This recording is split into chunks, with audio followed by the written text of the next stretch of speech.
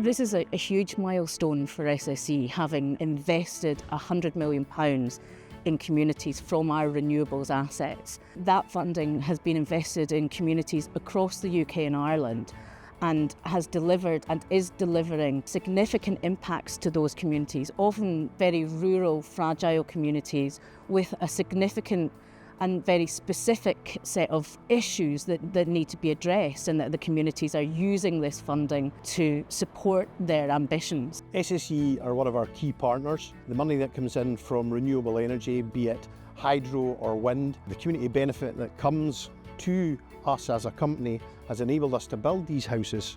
Without SSE, that project would not have been available. We were able to draw down on the money that they give us, which enabled us to drive this project forward.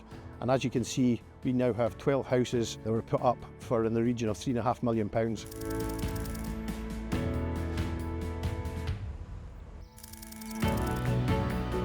We've got 6 key principles in terms of our community funding at SSE. Those principles include having a very flexible approach to our funding, co-creating the funding with the communities that we're operating in, delivering maximum impact from the funding and ensuring that it addresses the key issues and priorities of those communities. It's also really important that the funds have good governance and are seen to have good governance, and that is something that's very important to the company and to the communities that we're operating in.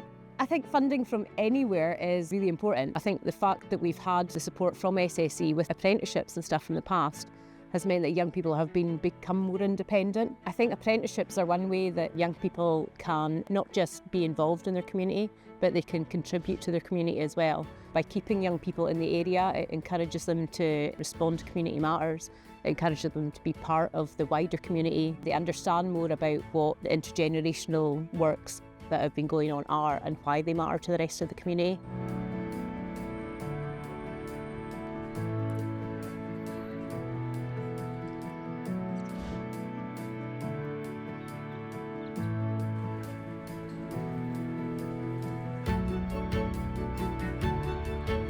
It's been really important for SSE from the start and the commencement of these funds that it's not SSE that makes the decisions on where this funding is going. This is money that's been committed by SSE to the communities. So it's communities' money, and therefore it's extremely important to us that the decisions on where that funding goes are made independently of SSE. For Local Energy Scotland, being able to contact SSE Renewables as soon as we've had a project approved and ask for funding at the time that it's required has been really helpful. It's been hugely beneficial having this regional funding, specifically in the Highlands. We've got community groups such as in Rassay. They've got the additional costs of ferries to consider when they're looking at quotes from installers. And then we've got communities such as North West Sutherland, we've got Lochaber and the West Coast, who are really unlikely to get any wind farms built in their area, so they can't access community funds. So being able to have this support and extra funding out with their area is really important.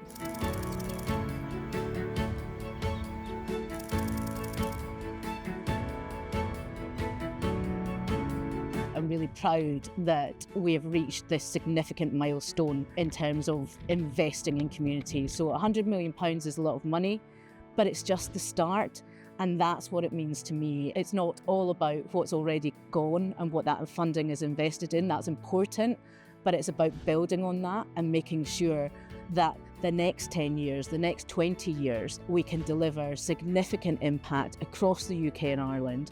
We do that in collaboration with agencies, with government, to ensure that we really get the best for these communities, that it's there to deliver what communities need for the here and now, but also for the long term.